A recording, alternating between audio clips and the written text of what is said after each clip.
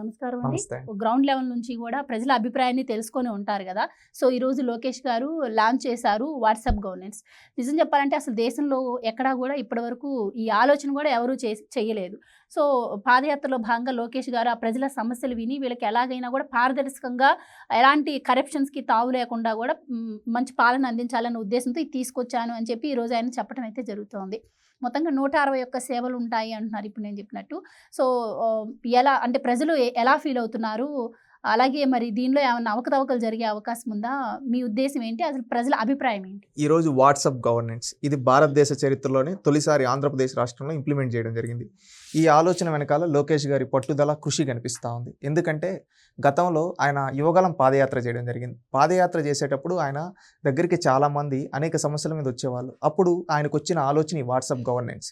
ఆయన అప్పుడు పాదయాత్రలో అనేక మీటింగుల్లో స్ట్రెస్ చేసి చెప్పడం జరిగింది.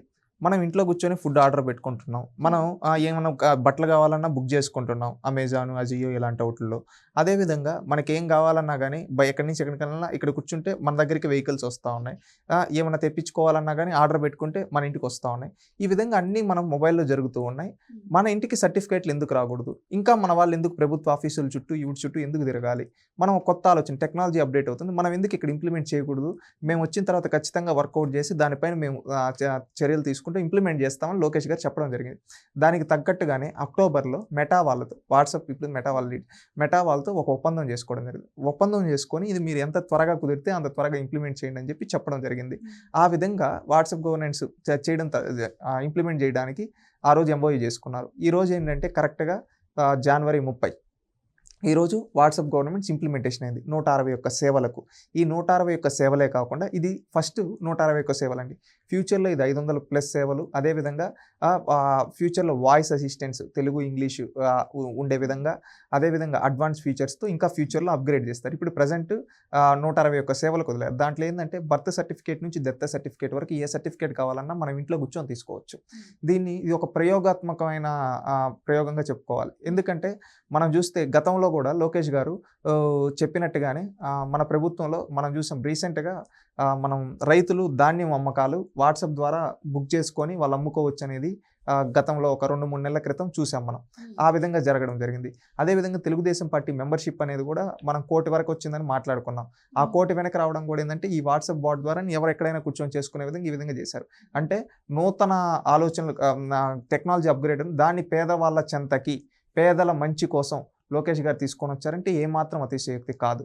ఎందుకంటే గతంలో ముఖ్యంగా ఈరోజు చూస్తే టౌన్స్లో, సిటీస్లో ఏంటంటే వాళ్ళకి ఎక్కడ మీ సేవ ఉంటుందో తెలియదు, ఈ గవర్నెన్స్ ఉంటుందో తెలియదు. అక్కడికి లొకేషన్ పెట్టుకొని అక్కడికి వెళ్తే వాళ్ళు ఇప్పుడు రండి, అప్పుడు రండి అని చెప్పి తిప్పుతారు. పల్లెల్లో ఏంటంటే ఒక దగ్గర ఉంటుంది, వెళ్ళొచ్చేదానికి కొంచెం ఈజీగా ఉంటుంది, కొంచెం ఈజీ.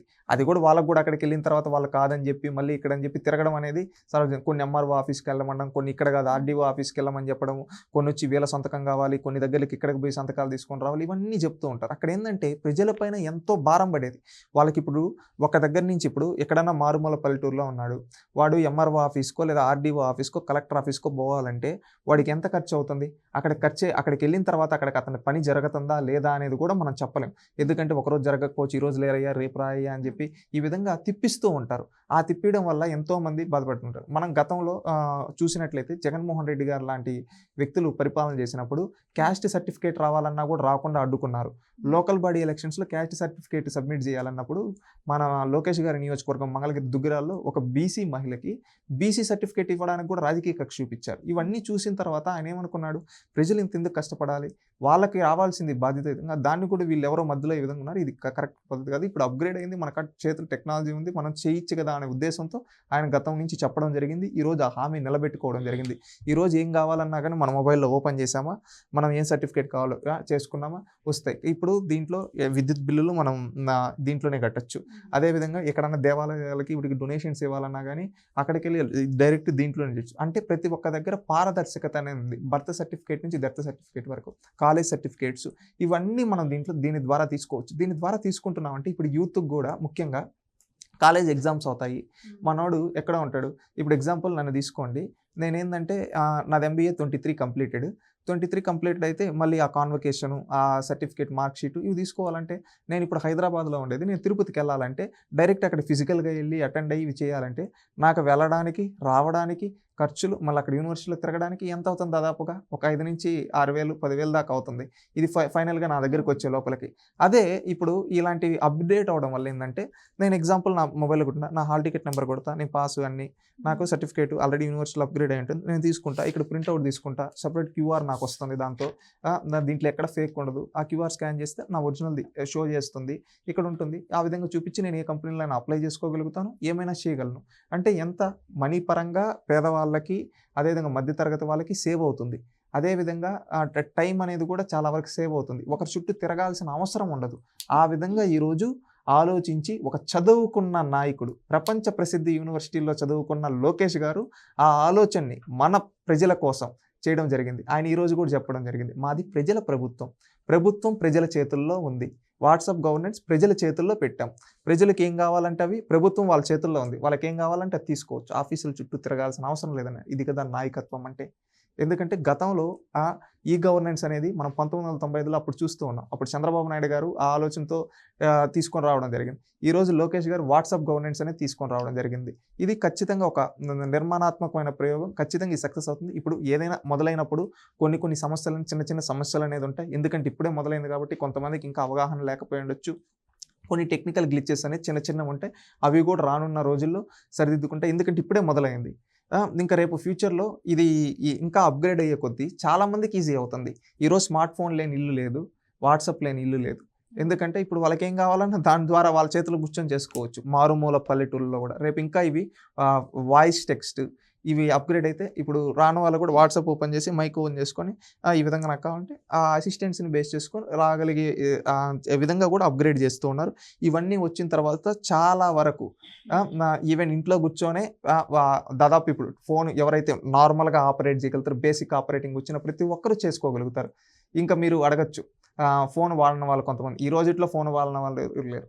60 ఏళ్ల నుంచి 18 ఏళ్ల కుర్రాడి వరకు ప్రతి ఒక్కరి దగ్గర ఫోన్లున్నాయి. ప్రతి ఒక్కరికి వాడడం తెలుసు. ఖచ్చితంగా వాళ్ళు ఆ విధంగా చేసుకుంటూ ముందుకెళ్తారు. ఖచ్చితంగా రానున్న రోజుల్లో వాట్సాప్ గవర్నెన్స్ అనేది ఒక దేశం మొత్తం విస్తరిస్తుంది. ప్రపంచం మొత్తం విస్తరిస్తుంది.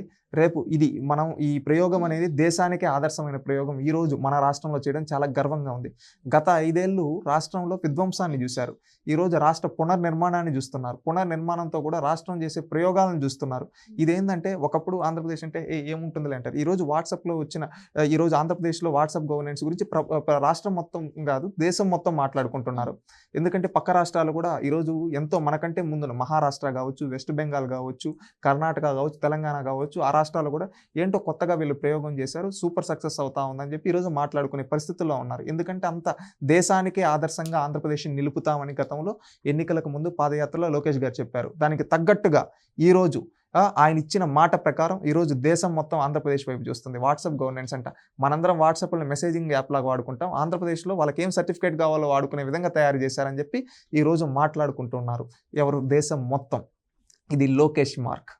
సగర్వంగా చెప్పుకోగలం. ఒక యువతగా అలాంటి నాయకుడు మా రాష్ట్రంలో ఉన్నందుకు, ఇలాంటి కొత్త ప్రయోగాలు చేస్తూ ప్రజలకి దగ్గరైన పాలన, ప్రజా పరిపాలన చేస్తున్నందుకు, ప్రజలకు ఏం కావాలో తెలుసుకొని వాళ్ళకి ముందుగా అందిస్తున్నందుకు లోకేష్ గారికి కృతజ్ఞతలు తెలియజేసుకుంటున్నాం. ఇలాంటి నాయకత్వం అనేది అవసరం.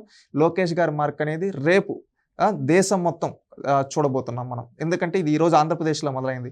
రేపు భారతదేశంలో ఉన్న ప్రతి రాష్ట్రానికి విస్తరిస్తుంది. కేంద్ర ప్రభుత్వం కూడా రేపు భవిష్యత్తులో ఈ వాట్సాప్ గవర్నెన్స్ని ఇంప్లిమెంట్ చేస్తుంది. రేపు మనం ఫ్యూచర్లో వాట్సాప్ గవర్నెన్స్ చూడబోతున్నాం. దానికి పునాది ఈరోజు జనవరి 30, 2025 ఆంధ్రప్రదేశ్ రాష్ట్రంలో లోకేష్ గారి నాయకత్వంలో పడింది. గుర్తుపెట్టుకోండి, జనవరి 30, 2025 వాట్సాప్ గవర్నెన్స్ ఆంధ్రప్రదేశ్లో స్టార్ట్ అయింది. ఇంకొక 10 ఏళ్ల తర్వాత, 15 ఏళ్ల తర్వాత దేశం మొత్తం ఏ సేవ కావాలన్నా వాట్సాప్‌లో చేసుకునే విధంగా ఇది పునాది కాబోతుంది. ఇప్పటివరకు ఏ దేశంలోని ఏ రాష్ట్రంలో కూడా ఇది ఇప్పటివరకు ఎవరు తీసుకురాలేదు. సో వచ్చింది ఇప్పుడు ఆంధ్రప్రదేశ్ రాష్ట్రంలోనే. అది మనం చూస్తున్నాం. ఇప్పుడే ఏర్పడిన రాష్ట్రం ఇంకా ఏది కూడా సరిగ్గా అందుబాటులో లేదు. అండ్ గత 5 ఏళ్లలో విధ్వంస పాలన నడిచింది. సో ఇప్పుడు ఇది ఇంప్లిమెంట్ చేసినా కూడా కొన్ని లోటుపాట్లు అయితే ఉండే అవకాశం ఉంటుంది. వాటన్నింటినీ సరి చేసుకోవాల్సిన దానికి కూడా కొంత టైం పట్టే అవకాశం ఉంది. సో మరి ఇదంతా ఇలా ఉంటే మరి మధుసూదన్ రెడ్డి గారు అన్నట్టు మరి దీనికి చట్టబద్ధత తీసుకురావాల్సిన చేయాల్సిన అవసరం ఉందంటారా? చట్టబద్ధత అనేది మనం ప్రాసెస్గా చేస్తాం. ఇప్పుడు రాజ్యాంగం కూడా 2 సంవత్సరాల 11 నెలల 18 రోజులు కష్టపడి రాసిన రాజ్యాంగము 1949లో కంప్లీట్ అయితే అది మనకి ఆచరణలోకి వచ్చే తాలకి ఎప్పటికైంది. మనం ఫస్ట్ మనం అందరం కలిసి రాసుకున్న రాజ్యాంగంకే జనవరి 26, 1950కి రావడం జరిగింది. ఆ తర్వాత ఆ రాజ్యాంగంలో మనం అనుకున్న సార్వత్రిక ఎన్నికలు జరగడానికి 1952 వరకు వేచి ఉండడం జరిగింది. ఏదైనా కానీ సమయం పడుతుంది. ఇప్పుడు ఈరోజు లోకేష్ గారు కూడా చెప్పడం జరిగింది ఏంటి, ఈరోజు మేము మొదలుపెట్టాము, కొన్ని చిన్న చిన్న ఎక్కడున్నా కానీ సరిదిద్దుకుంటూ ముందుకెళ్తాం అని చెప్పి. అంటే కొత్త ప్రయోగం చేసినప్పుడు కొన్ని చిన్న చిన్న వస్తాయి లోటుపాట్లు. ఆ లోటుపాట్లను సరిదిద్దుకుంటూ మీరు అన్నట్టు భవిష్యత్తులో చట్టబద్ధత చేయడానికి ఇలాంటి పెద్దలు మధుసూదన్ రెడ్డి గారు లాంటి పెద్దలు చెప్పినట్టు ఇంకా మన క్యాబినెట్లో ఎంతోమంది మంత్రులు ఉన్నారు. చంద్రబాబు నాయుడు గారు లాంటి అనుభవజ్ఞులైన ముఖ్యమంత్రి ఉన్నారు. అదేవిధంగా ఎంతోమంది అధికారులు ఉన్నారు. వీళ్ళందరూ ఖచ్చితంగా సిఫారసు చేస్తారు. ఖచ్చితంగా ఇదేంటంటే ఈరోజు ఒక మార్కులు అండి. ఈ గవర్నెన్స్ అనేది ఒకప్పుడు చెప్తే అందరూ నవ్వారు. కానీ ఈరోజు ఈ గవర్నెన్స్ అనేది దేశం మొత్తం విస్తరించింది. ఈరోజు మనం చూస్తూ ఉన్నాం ఎలాగ పారదర్శకత చేయడానికి ప్రయత్నిస్తూ ఉన్నారు. అదేవిధంగా వాట్సాప్ గవర్నెన్స్ అనేది ఈ రోజే మొదలైంది. దీంట్లో ఇంకా ఇప్పుడు ప్రజెంట్ 160 ఉన్నాయి, రేపు 500+ అవుతాయి. దీంట్లో ఒక్కొక్కటి ప్రయత్నిస్తూ ఉంటే ఇక్కడ ఏంటి సమస్యలు ఏంటి అనేది మనం ఒకసారి మొదలైన తర్వాతే కదా తెలిసేది. ఇప్పుడు ఈరోజు మొదలైంది, మనం ఇప్పుడే అన్ని సమస్యలు అని చెప్పి చెప్పలేము. అట్లానే అంతా బాగుంది అని చెప్పలేము. ఏంటంటే ప్రయోగిస్తూ ఉండే కొద్దీ కొత్త వస్తూ ఉంటాయి. ఇప్పుడు మనం ఒక మొబైల్ తీసుకుంటేనే ఒక మొబైల్లో ఒక్కొక్క యాప్ మీరు చూస్తే ప్లేస్టోర్లో అప్డేట్ అయింది, ఈరోజు ఇది అప్డేట్ అయింది, అది అప్డేట్ అయింది అని వస్తుంది. అదేవిధంగా మన దాంట్లో కూడా ఈ గవర్నెన్స్లో కూడా అప్డేట్స్ అనేది జరుగుతూ ఉంటాయి తప్పకుండా. మీకు ఈ క్యాబినెట్ తెలుసా అండి? 2014 చంద్రబాబు నాయుడు గారు ఈ క్యాబినెట్ అంటే చాలామంది ఈ క్యాబినెట్ అంటే ఏంటి, అసలు పేపర్ లేకుండా క్యాబినెట్ మీటింగ్ ఏం జరుగుతుంది అని దాన్ని ఈ క్యాబినెట్ని ఇంప్లిమెంట్ చేసి చూపించారు. ఇప్పుడు జరుగుతుంది. గతంలో జగన్మోహన్ రెడ్డి ఈ క్యాబినెట్ని పట్టించుకోలేదు అనుకోండి. ఆ తర్వాత మళ్ళీ ఇప్పుడు ఈ క్యాబినెట్ తీసుకొని వచ్చారు. అంటే ఏంటంటే మొత్తం పేపర్లెస్. దానివల్ల ఏంటంటే ఇప్పుడు మనం చిన్నప్పుడు చదువుకో ఉంటాం, ఏదన్నా ఒక పేపర్ తీయాలంటే మనకు ఎంత పడుతుంది, ఒక చెట్టును నరకాలి, ఈ విధంగా చెట్లు నరికేస్తున్నారు పేపర్ల కోసం అని చెప్పి చిన్నప్పుడు చదువుకున్నాం. ఆ తర్వాత ఇలాంటిది రావడం వల్ల ఏంటంటే పేపర్లెస్ అనేది తగ్గుతుంది. మనకు ఏదైతే ఉంది మనకి ఇన్ఫో ఉండాలి, బుక్కులు బస్తాలు ఎందుకు అన్నట్టుగా జరగడం జరిగింది. ఇప్పుడు కొన్ని మనం చూస్తే ఆన్లైన్ యాడ్స్ మొత్తం ఆన్లైన్ ఈ విధంగానే వచ్చేసాయి. ఒకప్పుడు ఏమన్నా బుక్ కావాలంటే లైబ్రరీకి వెళ్ళి తెచ్చుకునే వాళ్ళు. ఇప్పుడు ఏమైంది, PDF కొట్టి డౌన్లోడ్ చేసుకొని చదువుకుంటా ఉన్నారు. అవునా కదా? ఒకప్పుడు ఒక 20 ఏళ్ల క్రితం ఏదన్నా ఒక మెడికల్గా ఈరోజు ఏ బుక్ కావాలన్నా ఇంట్లో కూర్చొని డౌన్లోడ్ చేసుకొని చదువుకుంటున్నారు మన పిల్లలు. అదేవిధంగా ఇది కూడా ఇప్పుడు సర్టిఫికేట్లు ఇవి కూడా ఒక నూతన మార్పుకు మనం ఈరోజు శ్రీకారం చుట్టాం. ఇది భవిష్యత్తులో అంతా విస్తరిస్తుంది. ఈరోజు చట్టబద్ధత అనేది దానికి తగ్గట్టుగా మనం చేసుకుంటాం. ఒకప్పుడు PDFలు డౌన్లోడ్ అవ్వాలంటే 100 MB అదేదో ఒక చిన్న 25 రూపాయల కార్డు తీసుకొని గొక్కొని రీఛార్జ్ చేసుకొని అది 100 MB. ఈరోజు 100 MB అనేది పిల్లగాళ్ళకి 100 MB 1 GB 2 GB ఇట్లా వాడేస్తాను, 3 GB ఇట్లా వాడేస్తూ ఉన్నారు. మీరు చూస్తే గమనిస్తే నేను చెప్పేది ఒక జస్ట్ 2014కి 2024కి డిఫరెన్స్ నేను చెప్పేది. ఎగ్జాంపుల్ ఒకప్పుడు నాకు రీఛార్జ్ కావాలంటే చిన్న మొబైల్లో అప్పుడు ఉండేది 100 MB చేసుకొని అట్లా గూగుల్ సెర్చ్ చేసి ఏదైనా డౌన్లోడ్ చేసుకోవాలన్న బుక్స్ అప్పుడు కష్టంగా ఉండేది. ఇప్పుడు ఏముంది, జస్ట్ సిస్టంలో అయినా కానీ మొబైల్లో కొడితే విత్ ఇన్ సెకండ్స్లో వస్తూ ఉంది. ఇప్పుడు మీరు అన్నట్టు ఇంతకుముందు 80 సెకండ్లలో కొన్ని అయిపోతూ ఉన్నాయి. ఈ విధంగా ఏది కావాలన్నా వస్తాయి. అన్నీ ఏంటంటే ఇప్పుడు ఈ రోజే స్టార్ట్ చేయడం జరిగింది. ఖచ్చితంగా దానికి తగ్గట్టు ఏవైతే మనకు ఇష్యూస్ ఉన్నాయో ఆ ఇష్యూస్ అన్ని సాల్వ్ చేస్తూ ముందరకు వెళ్తాం తప్పకుండా. ఎందుకంటే ఇది ఒక ప్రయోగాత్మకంగా ఇప్పుడు డైరెక్ట్ మనం మెటా వాళ్ళతో MOU చేసుకుని అందుకే వాళ్ళ ద్వారా మనకి ఇంకా సేవలు ఇంకా అప్గ్రేడ్ చేయడానికి ఇప్పుడు చూస్తే ప్రతి ఒక్క దాంట్లో అప్డేట్స్ అనేది జరుగుతుంటాయి. ఇప్పుడు ఫేస్బుక్ యాప్ ఒకప్పుడు యూజర్ ఇంటర్ఫేస్ ఎలా ఉంది, ఇప్పుడు ఎలా ఉంది. ఇన్స్టాగ్రామ్ ఒకప్పుడు ఎలా ఉంది, ఇప్పుడు ఎలా ఉంది. వాట్సాప్ కూడా మీరు చూస్తే ఒకప్పుడు ఎలా ఉంది, ఇప్పుడు ఎలా ఉంది. వాట్సాప్లో స్టేటస్ ఇప్పుడు ఫోటోకి క్రియేట్ అవతారం వస్తుంది. అక్కడ ఫస్ట్ ఒకప్పుడు నోబడి ఎవ్రీవన్ ఇవంతా ఇంప్లిమెంట్ ఎవరికి తెలియదు, జస్ట్ ఇప్పుడు నోబడి ఎవ్రీవన్ వస్తుంది. ఇప్పుడు వచ్చి వాట్సాప్ ద్వారా వాట్సాప్ పే ఉంది. మీకు తెలిస్తే వాట్సాప్ పే ద్వారా మనం ఫోన్పే ఇవి ఎలా చేస్తాం అలా చేయొచ్చు. ఫొటోస్ పంపించుకోవచ్చు, వీడియోస్ పంపించుకోవచ్చు, డాక్యుమెంట్స్ పంపించుకోవచ్చు. ఎంత ఉంది వాట్సాప్ ద్వారా. అదే ఫస్ట్ వాట్సాప్ స్టార్ట్ అయినప్పుడు ఎంత ఉన్నాయి, జస్ట్ మెసేజింగ్ యాప్ లాగా స్టార్ట్ అయిన ఇది ఈరోజు ఇంతవరకు తీసుకొని వచ్చారు. ఈ విధంగా బిల్డ్ చేస్తూ ఉన్నారు. ఈ వాట్సాప్ గవర్నెన్స్లో కూడా ఫస్ట్లో మనకు కొన్ని చిన్న కొంచెం వాడడం రాకో లేకపోతే టెక్నికల్ గ్లిచెస్ ఏమన్నా ఉండో ఇష్యూస్ ఉండొచ్చు. కానీ అవన్నీ పర్మనెంట్ కాదు, అవన్నీ టెంపరీ. విత్ ఇన్ డేస్లో అవన్నీ సాల్వ్ అయిపోతాయి. మనమేం భయపడాల్సిన అవసరం లేదు. ఎందుకంటే ఇది ఒక కొత్త నూతన మార్పు. దీనికి చట్టబద్ధత ఇవన్నీ భవిష్యత్తులో చేస్తారని భావిస్తూ ఉన్నాం. ఎందుకంటే ఇప్పుడు పెద్దలు అన్నట్టు ఎవరో ఒకరు వ్యాలిడ్ చేయాలి కదా అని చెప్తున్నారు. ఆర్టిఫిషియల్ ఇంటెలిజెన్స్ గురించి మాట్లాడారు. ఆర్టిఫిషియల్ ఇంటెలిజెన్స్ గురించి మాట్లాడితే ఇప్పుడు ఒక బిడ్డ పుట్టినప్పుడు మనం డేటా ఎంట్రీ చేస్తే అది కరెక్ట్ ప్రాసెస్తో విత్ ఆర్టిఫిషియల్ ఇంటెలిజెన్స్ మనం తీసుకుంటే ఒక్కసారి రికార్డు ఎంట్రీ అయితే ఇప్పుడు బిడ్డ పుట్టాడు అంటే ఆటోమేటిక్గా అతని డేటా ఒక డేటాబేస్లోకి వచ్చేస్తే అతనికి ఎవ్రీ ఇయర్ ఆటోమేటిక్గా అక్కడ ఏజ్ అప్డేట్ అయిపోతూ ఉంటుంది. మనం అప్డేట్ చేయాల్సిన అవసరం లేదు. మనం ఏమవుతుంది కొన్ని రోజులకి అతను ఈ 4th స్టాండర్డ్ అంటే ఈ వయసుకి ఇతనికి ఎడ్యుకేషన్ అని వస్తుంది. ఇంత ఏజ్కి ఇతను 10th క్లాస్ కంప్లీటెడ్. ఇతను 10th క్లాస్ కంప్లీట్ ఎగ్జామ్స్ రాశాడు. ఎగ్జామ్స్లో ఇతను పాస్ ఆఫ్ ఫెయిల్యూర్ అనేది అతనికి వచ్చిన మార్క్స్ని బట్టి వ్యాలిడేట్ చేస్తారు. ఆ తర్వాత ఇతనికి హాల్ టికెట్ నెంబర్ ఏదో ఒక యూనిక్యూ అథెంటిసిటీ అనేది ఉంటుంది. ఇప్పుడు ఆధార్ నెంబర్ ప్రతి ఒక్కరికి యూనిక్యూగా ఉంది. ఆ విధంగా యూనిక్యూగా ఉంటుంది. ఆ విధంగా యూనిక్యూగా ఉన్నప్పుడు మీరు చూస్తే ఆటోమేటిక్గా ఇక్కడ పుట్టినప్పుడు ఒక యూనిక్యూ ఐడి క్రియేట్ అయిపోతే ఆ యూనిక్యూ ఐడిని బేస్ చేసుకొని 10th క్లాస్ మార్క్ రికార్డు కావచ్చు, ఇంటర్ మార్క్ రికార్డు కావచ్చు, క్యాస్ట్ సర్టిఫికేట్ కావచ్చు. క్యాస్ట్ అనేది ఒకసారి రికార్డ్ అయితే క్యాస్ట్లే మారిపోవు కదండి. బర్త్ డేట్ ఏం మారిపోదు కదా. 10th క్లాస్ ఒకవేళ ఫెయిల్ అయితే అతనికి క్రికెట్లో ఫెయిల్, ఆ తర్వాత పాస్, ఈ విధంగా వస్తుంది. ఇంటర్మీడియట్ ఇంత ఏజ్కి, డిగ్రీ ఇంత ఏజ్కి ఈ సర్టిఫికేట్. ఒకవేళ మ్యారేజ్ అయితే ఇప్పుడు మ్యారేజ్ సర్టిఫికేట్ కావాలనుకున్నాం. ఇప్పుడు నేను చెప్పేది ఇతని వయసు అతని వయసు క్యాలిక్యులేట్ అవుతుంది. దాన్ని బట్టి వీళ్ళిద్దరికి మ్యారేజ్ అయిందంటే అది ప్రపోజల్ ప్రకారం అది ఒక క్రియేట్ అవుతుంది. అప్పుడు వాళ్ళకు ఒక ఐడి క్రియేట్ అవుతుంది. అప్పుడు వాళ్ళకి పిల్లలు పుడితే వాళ్ళ పిల్లలకు బర్త్ సర్టిఫికేట్ కింద వీళ్ళిద్దరికి కలిసి పుట్టారంటే ఈ విధంగా జనరేట్ అవుతుంది. ఆ తర్వాత ఏంటంటే ఇతను వయసు రీత్యా ఉద్యోగాలు కావచ్చు, పెన్షన్స్ కావచ్చు, ఇంత వయసు వచ్చింది పెన్షన్కి అప్లికేబుల్ చేసుకోవాలి, ఆటోమేటిక్గా పెన్షన్కి తీసుకోవడం కావచ్చు. ఆ తర్వాత ఒకవేళ చనిపోతే ఆటోమేటిక్గా ఇతను చనిపోయండి వాళ్ళ ఇంట్లో వాళ్ళు అతనికి అంటే ఒక యూనిక్ ఐడి ఉంటుంది. అది పెడితే డెత్ సర్టిఫికేట్ వచ్చేస్తుంది. ఒక మనిషి పుట్టుక నుంచి చనిపోయే వరకు ఈ విధంగా టెక్నాలజీని అప్గ్రేడ్ చేసి ఏ యూజ్ చేసుకుంటూ ఇవన్నీ చేయొచ్చు. ఇప్పుడుండే పరిస్థితుల్లో కొన్ని మాత్రమే అంటే ఇది నేను భవిష్యత్తును దృష్టిలో పెట్టుకొని ఈ విధంగా ఇంప్లిమెంట్ చేయొచ్చు అని చెప్పి చెప్తూ ఉన్నాను. చెప్పింది కరెక్టే. ఇక్కడ 2 పాయింట్లు అండి. ఒకటి మీరు అన్నట్టు ఆధార్ కార్డులో కానీ ఇంకా ఏ కార్డులో చేంజెస్ చేసుకోవాలన్నా కూడా ఇప్పుడు ఐస్ని మనం ఆ కార్యాలయానికి వెళ్తే ఐస్ని స్కాన్ చేస్తున్న పరిస్థితి మనం చూస్తున్నాం. సో ఇప్పుడు వాట్సాప్ ద్వారా అంటే ఇప్పుడు మళ్ళీ ఆ కార్యాలయానికి వెళ్ళి మళ్ళీ ఆ స్కానింగ్ ప్రొసీజర్లో వీళ్ళు ఉండాల్సి ఉంటుందంటారా? అండ్ ఇంకొకటి మీరు అన్నట్టు ఇప్పుడు చాలామందికి మొబైల్స్ ఉన్నాయి, కానీ ఒక వ్యక్తికి ఒక ఫోన్కి ఒక క్యూఆర్ కోడ్ అంటున్నారు. అండ్ అందరికీ కొంచెం ఏజ్డ్ పర్సన్కి అందరికీ స్మార్ట్ ఫోన్స్ ఉండవు. వాళ్ళకి మామూలుగా బటన్ ఫోన్స్ ఉంటే వాళ్ళకి ఎలాంటి క్యూఆర్ కోడ్ ఇస్తారు? అండ్ వాళ్ళ సన్ ఎవరైతే ఉన్నారో వాళ్ళ సన్కి ఇచ్చిన క్యూఆర్ కోడ్ వీళ్ళకి వర్తిస్తుందా? అది మనం ఇప్పుడే స్టార్ట్ అయింది కాబట్టి మనం ఆ టెక్నికల్ గ్లిచెస్ అనేది మీరు అన్నది వాస్తవం అండి. నేను చెప్తాను చూడండి. మీరు అడిగారు కదా ఇప్పుడు వాళ్ళకున్న క్యూఆర్ కోడ్ ఇస్తారా ఈ విధంగా అని. తప్పకుండా ఇవ్వచ్చు, ఇంప్లిమెంట్ చేయొచ్చు. ఎందుకంటే ఇప్పుడు ఒక ముసలి వాళ్ళు ఉంటారు, 60 ఏళ్ళ పైబడిన వాళ్ళు. 60 ఏళ్ళ పైబడిన వాళ్ళకి తెలియదు నిజంగానే మీరు అన్నట్టు 60 ఏళ్ళ పైబడిన వాళ్ళకి తెలియదు. అప్పుడు వాళ్ళ ఇంట్లో ఉండే వాళ్ళు వాళ్ళ డేట్ని బేస్ చేసుకొని చేస్తారు, ప్రాసెస్ చేసుకుంటారు. దాంట్లో ఏమాత్రం మార్పు లేదు. ఒక ఫోన్కి ఒక క్యూఆర్ అనేది I think that is a wrong information. ఎందుకంటే ఒక ఫోన్ ద్వారా వాళ్ళకి ఏం సేవలు కావాలో చేసుకోవచ్చు. ఇప్పుడు నేనున్నాను, మా ఇంట్లో మా నాన్నమ్మో అమ్మమ్మో బాగలేకపోతే ఈ విధంగా వస్తే ఏం చేయరా అంటే చేయిస్తాము.